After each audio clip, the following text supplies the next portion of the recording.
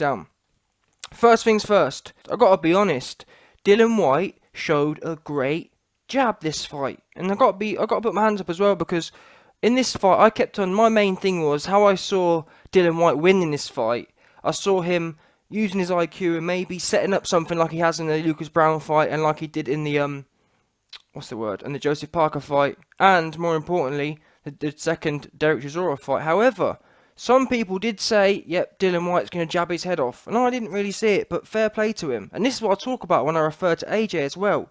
This is another point. I can clearly say, in the last 4 years or 3 years that he's been working with Mark Tibbs, Dillian Whyte has improved his jab. He was doubling it up, he tripled it up, and even on singulars, it was going all night. I think Eddie Hearn said, I haven't seen the punch stats, I'm not sure they're out yet, but either way, Eddie Hearn said Dillian Whyte landed 50 jabs some round.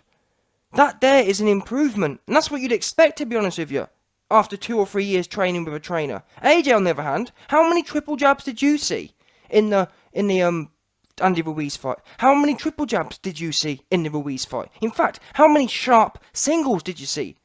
Yeah, AJ's putting out. I think some of the rounds, his output was like 25 punches, and he was puffing. What's that about? And I hate to always bring it back to AJ, but I like to, when I think of these comparisons, I like to bring them up. So Dillian Whyte, very consistent jab, and it was going. And this is what people say. When AJ's fighting Andy Ruiz, yeah, we knew he was a pressure fighter. So if you're going to play the defensive route of backing up, one thing we do know, if you're going to be backing up, your jab has to be pumping. Now, Dillian Whyte and Mark Tibbs, rightly so, using their IQ, breaking down a fight properly, they worked out Rivas is likely to be coming forward. Therefore, our jab must be pumping and must have a bit of sting on it. So fair play to Dillian Whyte. That there essentially won him the fight. If take that jab out, it would have been an Andy Ruiz 2.0 jobby. Simple as that. His jab was pumping, and I've got to be honest, it discouraged Rivas. It put him off, completely took him off his game. And that's what a world-class jab can do. Because Rivas, and this is what I was scared. I was sitting there the day before saying, I don't know, this looks like a 50-50 fight to me, and I was going into the fight, I was 60-40 in Dillian Whyte's favour, but I was real nervous. I wasn't sure. Hands were in the air. Wasn't sure at all, but the jab separated it here. And Rivas normally comes forward, and all of his highlight reels, obviously highlight reels, but all of his other opponents, Rivas storms forward and banging massive combinations. Even when he fought, what's the guy's name? Bryant Jennings, who's like a defensive jab kind of fighter, he stormed forward and mauled him. And I was getting worried, having flashbacks of AJ versus Ruiz. But no, the jab was going, and that's what a world-class jab does. A world-class jab separates you from the competition. And it's funny, AJ says, oh yeah, a jab can take you around the world. Your right hand will take you around the block, but a jab will take you around the world. Where's your jab at? Throwing 20 punches against a pressure fighter, if you're planning on being a jabber, ain't enough. Ain't good enough. It needs to be 50-60, as Dillian Whyte showed. And not being funny, going into the fight, Rivas and Ruiz, they're similar level dudes.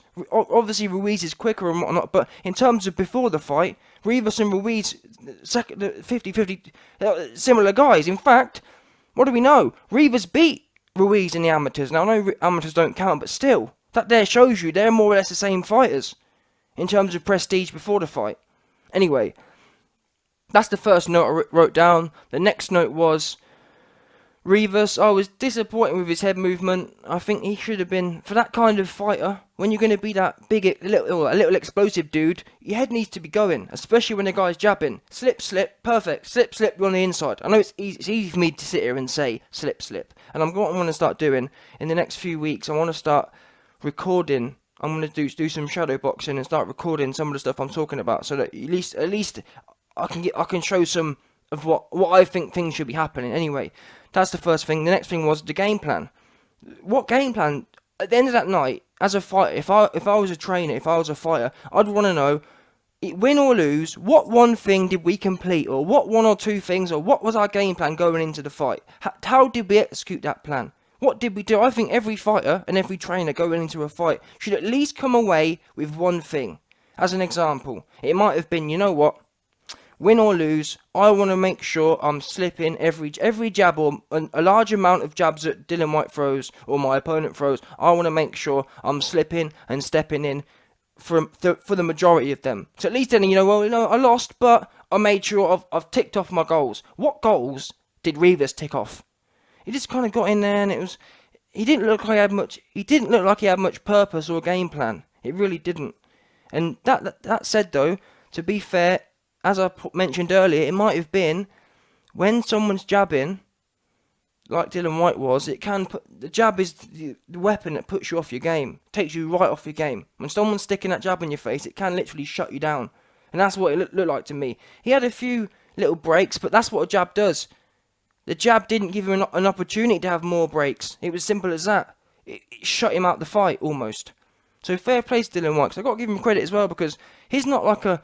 When Fury out-jabs people, it's not, in my opinion, it's not that impressive, because he's so tall. When you're 6'9" and you out-jab someone, you don't really need much technique for that. You're just big and long, and you know what I mean? You can't not out-jab them. But Dillian Whyte, only being 6'3", I think he is, for him to be able to out-jab someone a similar size, that's fair game. That shows a high level of IQ. Because I saw a few times, and especially going into the fight, Rivas had a stinging jab. A big, hard, stinging jab. So for Dillian Whyte to be beating him to it, that shows timing and shows IQ. Much higher IQ from Dillian Whyte. Because Rivas weren't throwing his jab. He shut him out, completely shut him down. It should have been really, taking into account the measurements, it should have been 50-50 on the jabs, but it weren't. Dillian Whyte schooled him in that sense. The next part, I saw Dillian Whyte, when he did come forward a few times, he was digging hard body shots to Rivas as well, which might have been another thing which shut down Rivas, because we all know, you take a few whacks to the body on the inside, you're gonna get shut down towards the latter rounds. You're gonna get tired, and it's a weird feeling. I've been hit with a hard body shot once, and I didn't think much of it, but about half an hour into the session later, I started feeling knackered. It drains your life force. That's what it's like. It drains your life force, and potentially that's what happened to Rivas as well. But that said, he didn't actually gas as much as I thought he would. So fair play to his conditioning, guys, because he was throwing more punches than AJ was, and he lasted more than 3 rounds as well. Anyway, the last thing I'll say is pretty good fight. Dillian Whyte mentioned at the end of the fight that he thinks he could probably stop Rivas.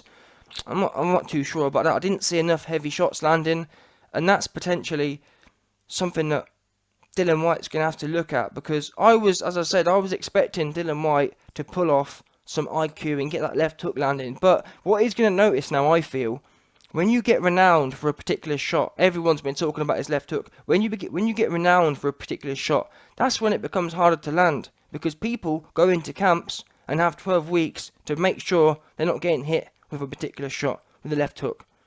And the left hook, in my opinion, or in my experience and in my opinion, hooks are actually the easier shots to defend. I personally, straight shots are a lot harder to defend, and that might be why Wilder has been able to get away with that right hand so much. Because, I don't know, straight shots are a lot harder, I feel. There's a lot more, with a hook, as long as your hand's by your head, it's not going through, whereas straight shots can go through the guard anyway. Does that make sense? You can split the guard with a straight shot. You can't really split a guard, you can't really split someone catching your hook. So with that left hook, he's going to have to increase his IQ and really start setting it up. That's what was lacking tonight. Yes, the jab was going, but offensively, he wasn't setting anything up from the jab. He wasn't playing chess really. He wasn't thinking, you know what, I'm going to do this, and then once I throw my jabs, once they land, I'm then going to try and get other shots off. It was kind of like jab, and then walk. He was point scoring with the jab, which is great. It's a great attribute. It's a great base to have. But I'd like, especially going into the Wilder fight, I'd like for Dillian Whyte to go into the Wilder fight and Mark Tibbs and Dillian Whyte sit down, and look at Wilder and think, you know what, because what do we know? This is perfect almost. What do we know? What finishes the right hand? Well, right hand's a right hand, but boxing's opposites. So guess what? Deontay Wilder's right hand lines up with Dillian Whyte's left hook, meaning if Dillian Whyte can slip or otherwise avoid Wilder's right hand will be out there, and that will leave his whole right hand side open and wide open, which means there'll be a space for the left hook. Meaning, if Deontay Wilder throws a right hand and Dillian Whyte slips it or times it, the left hook's there. Slip, perfect. Lines up perfectly. Dillian Whyte's not looking to throw right hand with right hand, doesn't really work because they're the same side. But perfectly, right hand and left hooks line up. Wilder's right hand side will be wide open when he throws that right hand, and we know as well, Wilder he doesn't ding his right hand. He's not a short right hand, and then he's back in position with his elbow tucked in on his right side. When he throws that right hand, you've got a good few seconds before it even comes back. He dings it, and he's all wide open, so you can have plenty of time to find it. That said, Wilder, he's because he's so clumsy and so wild with it. He's not in a typical place. Does that make sense? When he throws it, he's going to be stumbling around, so it's going to be hard to line it up. That said, that's your job at the end of the day. You're going to have to, as you build into the fight, the more you see Wilder throw it, you're going to have to line him up. And that's what I'd like to see Dillian Whyte doing, because you're going to struggle, I feel, with Wilder. Wilder's so damn long. The double jab, or the jabs were working against Rivas. Rivas is a small, chubby, little, short-looking dude. Wilder is 6'7". So Dillian Whyte's going to feel the range. He really is. He's not. I don't believe he's going to be able to out-jab Wilder. Wilder's too long. When you've got an extra 4 or 5 inches in length, that gives you a split second. You see that stuff coming. It's bird's eye view. So he's going to have to, Dillian Whyte, in my opinion, is going to have to rely on more IQ, because I don't believe he's going to win a jabbing battle versus Wilder. I'm sorry. I don't see it. Maybe he'll prove me wrong. And if Dillian Whyte does, if Dillian Whyte is able to like get his jab going against Wilder, that will prove he's on another level. I don't personally see it. I think he's going to have to do something more technical with it. However, work rate could be another way how he beats Wilder, because Wilder's not very. Yeah, the jab. He's got a good jab, but it's not active enough. You don't see him triple it up. It's all singles. You don't see him really working it. You'll see him when he throws a jab, he's looking to land the right hand. Which, to be fair, we sort of with Ortiz. If Dillian Whyte can get his jab going, that'll put Wilder can't throw a right hand. You don't see Wilder throw lead right hands. Wilder don't throw a right hand unless he's throwing his lead hand. So if Dillian Whyte can get that jab in Wilder's face, that could completely shut down Wilder's right hand. So I'm looking somewhat positive towards this Wilder fight, and it's going to be. I edged Wilder for it because it's going to be 50-50. If Dillian Whyte can land on Wilder, it's game over, and if Wilder can land on Dillian Whyte, it's over. And it's funny because we've just seen a Chisora versus Spilka fight, and that's proven to me that Wilder's power was massively overrated. Yeah, it took Wilder was landing right hands all night against Spilka. Didn't do a damn thing to him. 9 damn rounds. Chisora's just gone in there and sparked him in 2 rounds. Chisora has no power, by the way. Chisora is known as a bit of a workhorse with no power. That's facts, by the way. Who's he knocked out? No one. Not being disrespectful, but it's a facts. Chisora is known as a workhorse, not a power puncher. And he just iced, and people talk about... Listen, Spilka was on the ground for about 5 minutes against Chisora, out in 2 rounds. Wilder knocked out Spilka because Spilka got sloppy and tired in 9 rounds. On the other hand, Spilka was fresh against Chisora. Spilka was on it. Perfect. He got knocked out, which tells me that Wilder's power is a bit overrated, if I'm honest with you. Fury, we already know Fury's been put down by similar shots against Cunningham. So who's Wilder really put down? Who? Ortiz, another unknown quantity. And to be fair, look at Ortiz. Ortiz went sparked out. Ortiz fell over because he got tired. Let's be real now. Let's call a spade. Ortiz got tired. Fury got tired. And Spilka got tired. All these guys are all getting tired. Brazil didn't, but Brazil's bum, so he's no good. Oh, so I'm somewhat confident. I feel more positive for Dillian Whyte now. This was a real test. Anyway, let me know your thoughts below.